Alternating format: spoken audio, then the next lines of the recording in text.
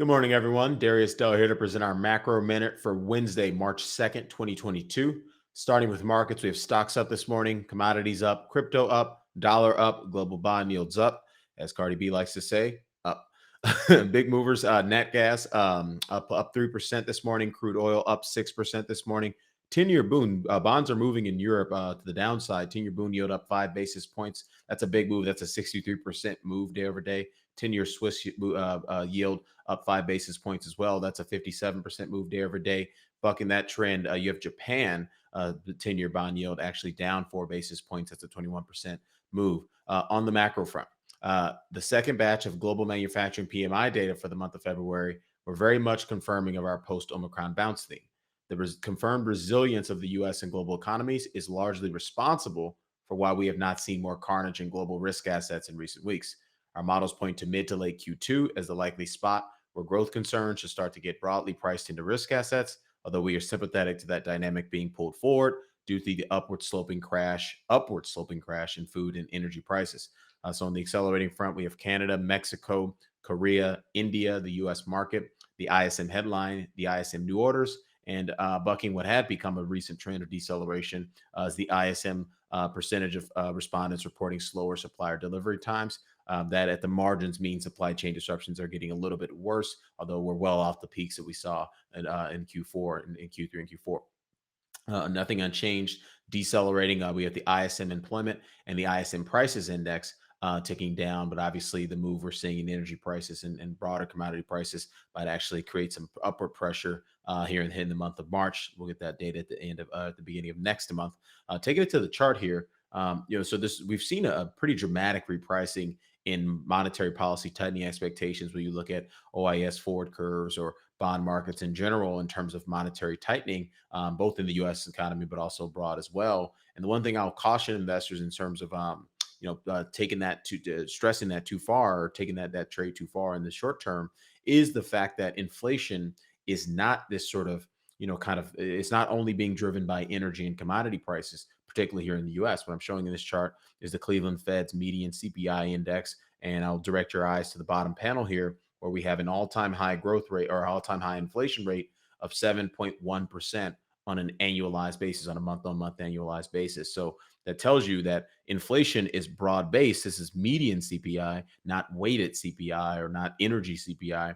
This is a real serious broad-based inflation problem in the US that is separate and apart from the energy price appreciation that we're obviously observing on our screens week to date and in recent weeks. And so, in our opinion, it's very likely that the Federal Reserve is still on its tightening path, and they may be set up to surprise markets to the upside with respect to Powell's testimony today, or surprise markets to the upside in terms of their repricing rates on the short end of the curve with respect to Powell's testimony today, and also with respect to their meeting on the 16th. So be aware of that in terms of trading these short-term dynamics. I know a lot of investors are scrambling to get some fixed income exposure in their portfolio as a hedge to some of the geopolitical concerns, but clearly bond yields are oversold. And in the context of what I just said, they might actually see it bounce. With respect to today's probable range setups, overbought signal in WTI, Euro 5-year forward, inflation swap rates, Bitcoin and Ethereum are both overbought as well. Oversold signal, British pound. And then we got oversold signal still across a lot of rates markets globally. 1 year, 1 month, US dollar, Euro, and British pound overnight index swap forwards are all oversold. And those are pricing in monetary policy expectations on a 1 year forward basis. 10-year boon yield, 10-year JGB yield, 10-year Swiss yield, 10-year gilt yield, 10-year treasury yield, and the 10-year TIPS yield are all oversold as well. S&P 500, that is bearish FAMs this morning. Bearish from the perspective of our volatility adjusted momentum signal with 7% of downside. Again, that bearish FAMs categorization is quantitatively linked to the probable range process. There's a fatter left tail now in the probable range as a function of the volatility adjusted momentum signal transitioning to bearish FAM. So be aware of that 7% downside versus only 3.4% upside. WTI crude oil still neutral. VAMs OVX still in the wrong phase for that to be bullish.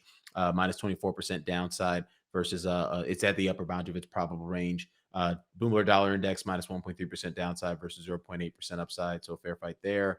10-year treasury yield at the lower boundary of its probable range with 48 basis points of upside. So as long as it stays bullish VAMs, which is both the Bloomberg dollar index and the 10-year treasury yield are, as long as the 10-year treasury yield remains in a bullish VAM state, you have a fatter right tail in its probable range distribution. But obviously we would anticipate, over the next few days or weeks, we might actually get a transition to neutral and or bearish as a function of the lagged impact of the smoothing functions in the VAMS model. A Bitcoin bearish VAMS still minus 26%, and it's at the upper bound of its probable range. Ethereum minus 29% of downside, and it versus it's at the upper bound of its probable range. So a lot of downside in both Bitcoin and Ethereum in the near term.